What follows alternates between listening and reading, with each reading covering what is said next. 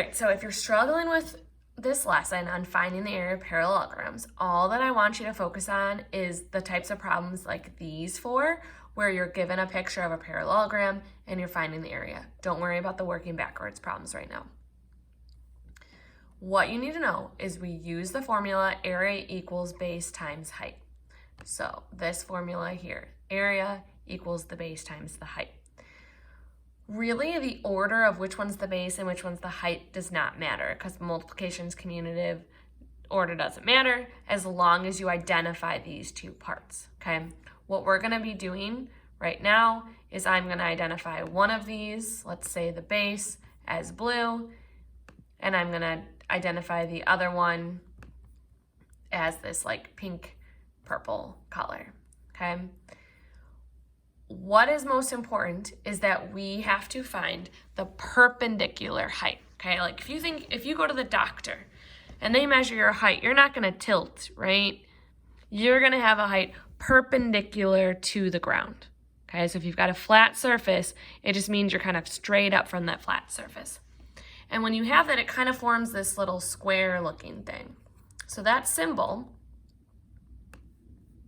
that we see right here that looks like a little box is identifying for us the perpendicular height. It's saying that these two side measures are perpendicular to each other. So for all four of these, I'm going to identify that right now. We've got our little perpendicular box there for number 2. We've got our little perpendicular box here for number 3. And we've got the little perpendicular box here for number 4, okay?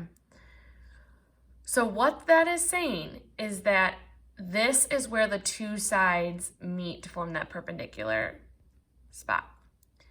So this side right here is connected to the box, and this side right here. So these two side measures meet at that box, which means there's some extra information given to us.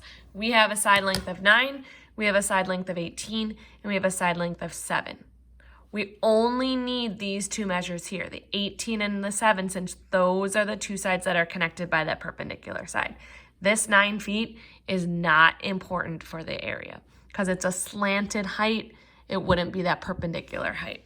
So all that I'm doing, I've identified that the 18 and the 7 are perpendicular to each other. So I am multiplying 18 times 7, and it tells me that the area for this is 126 feet squared. So let's look at it for number 2. What two sides are connected here with that right angle? Well, we have this side length here is connected to the box. There's no measure here, but what we should know about parallelograms is that opposite sides are congruent. So if this side right here is 20, this side right here is the same. So these are both 20. So even though there's nothing listed there, that's 20. The other measure that's connected is this dotted line. If you ever see a dotted line in your parallelogram, that's telling you that height there. So we have a length here, which is 20, and we have a height here, which is 3. Those are the two sides that I need to measure. 20 times 3, which tells me I have an area of 60 centimeters squared. For number 3, the two measures that are connected at that 90-degree angle are this side right here, which is 11, and this dotted line here is the other part that's connected, okay? So even though this side measure stops right here, if we were to connect it through this dotted line area, it would connect at the corner with that little square perpendicular symbol. So again, this 9.5, that's extra information, that's a slanted height. We're just looking at these two measures that meet at that perpendicular angle. So I would plug in 11 times 8.7, and I'd get an area of 95.7 centimeters squared.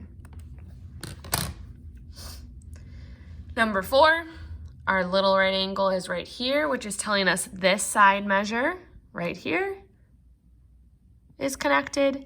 And this dotted line, again, every time you see that dotted line, that's pretty much going to tell you that height. okay? So this dotted line here is easy to tell that it's 2 1/3. There is no measure right here, but again, opposite sides, this side should be congruent to this 3 3/4. So you would multiply those two, okay? So the biggest thing to identify here with these shapes is there's going to be extra information. You need to pick which are the two sides that you need. So look for that 90-degree measure. Look for the sides that connect and meet at that 90-degree symbol. These two sides meet. These two sides meet. These two sides meet.